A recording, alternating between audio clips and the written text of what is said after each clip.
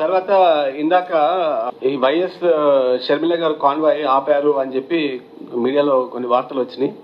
యాక్చువల్గా madam airport నుంచి బయలుదేరారు కాన్వాయ్లో.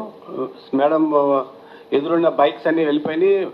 మేడం గారి కాన్వాయ్ కూడా వెళ్ళిపోయింది పూర్తిగా. దాని తర్వాత కూడా ఒక 20 to 30 వెహికల్స్ వెళ్ళిపోయింది. ఆ తర్వాత ఏదైతే ఒక 50 to 100 వెహికల్స్ ఉన్నాయో కార్స్, అవి మన ట్రాఫిక్ నియంత్రణలో భాగంగా రొటీన్గా మనం అన్ని ప్రోగ్రామ్స్కి చేస్తుంటాం.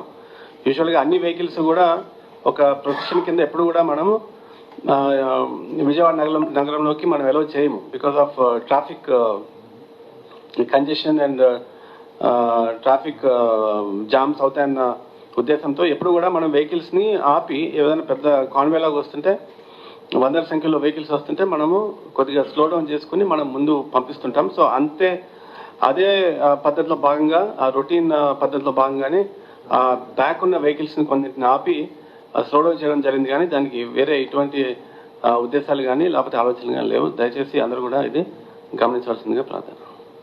Thank you.